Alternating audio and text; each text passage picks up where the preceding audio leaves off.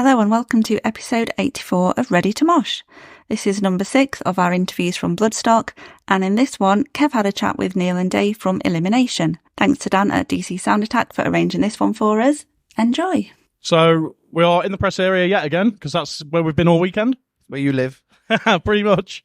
And we are joined by David and Neil from Elimination. How you doing, guys? We're really good. Thanks for having us. No problem. So the band's gone through some recent changes. A few, yeah. Do you want to kind of like talk us through everything that's kind of evolved over the last period of time? How long have you got? No, we've had essentially the lineup that did the Echoes of the Abyss album and Icon of Despair. From that, Lee, who was the other guitarist, essentially had to quit for his own reasons. And then about a couple of months ago, Neil essentially decided that he needed to look after himself. And you can't do that in a band. You just can't. This is my 4th double vodka and Coke, and it's like 2:00. You can't do it. So, yeah, Neil decided he needed to look after himself.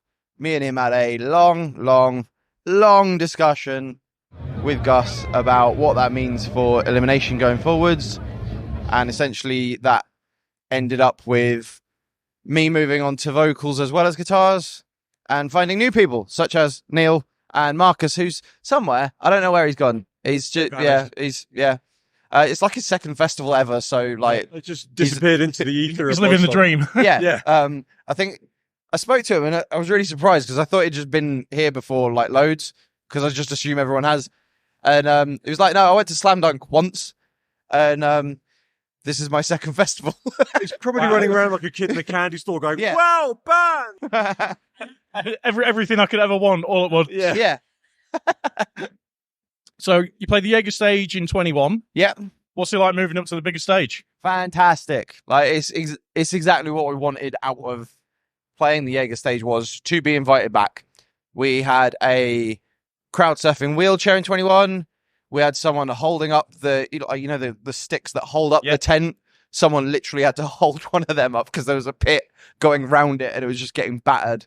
So to be invited back, it's exactly what you want from that kind of gig. And we came back and it was even better. It was fucking great. Fantastic. So one of the things that I absolutely love is the album and t-shirt artwork. Yeah. So who does all the designs for that? So we use a guy called, his name's Remy. The company name is Head Split Design. He's basically done all our artwork since 2017-ish, something like that. He did the Gods and Beasts cover. He did the Echoes cover. He did the Icon of Despair artwork. He's basically our go-to for anything artwork related because it just fits perfectly. And yeah, he's the guy to go to for Lovecrafty nightmare stuff. Cool. So we've seen you working on album number 4. Yep. What's the timeline looking like for this? Hopefully finish writing by the end of this year and hopefully have it out by the end of next year. So it's very much work in progress. Like, we've not got anything we can release right now. And kind of a long-term plan for it. Yeah. So not trying to rush it out quickly. No, we've got a new single that I think will be out this year. But we want to make sure we get it right. It's such a massive lineup change. It's got to be right. Yeah. Yeah. Yeah, that's the thing. It's that kind of, you've got to lay that groundwork again and make sure it's right first time. Yeah. So what other live dates have you guys got coming up? We have got Thrash Chester in Manchester with the 0161 guys, and it's in November, but I can't tell you what date. I think it's the 7th. I might be wrong. If you want to go, Google it. Yeah, I'm making this up.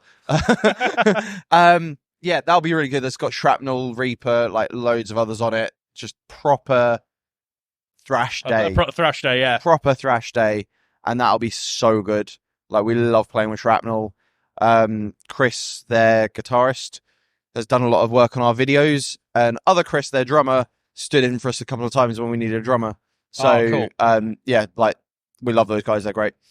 Fantastic. Right, we've got a few random quickfire questions. Cool. These are always fun. So the first one is, what was the last meal that you cooked? I think that's probably been my black bean and lentil lasagna. Some dodgy pasta, something. It was tuna pasta. It was still good a week later, which it shouldn't have been, but there's a reason I'm unwell. Yeah, it's not the band. What was the last song that you listened to? One of ours. We just played it. Last song I listened to, as in like, I don't know what we had in the car. Might have been Judas Priest, something off Firepower. Brothers of Metal last night, they finished with Life and Still, Cool. I think. Through And- the alcoholic phase. Final quickfire one. If you could be a biscuit, what biscuit would you be?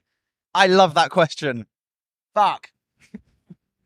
You know when you wait your entire life to be asked something and then you get asked it and you're like, oh no. Fucking weird.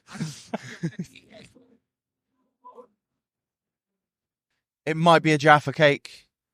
It might be a custard cream. Bourbon cream, because they're just the best. Great answers. Genuinely my favourite question ever. Cool. Brilliant. Well, thank you very much for that, guys. It's been an Thank you absolute so much. pleasure. Thanks for having Thank you. us. And everybody who's listening, make sure you catch these guys live. Thank you. See you later. Yep.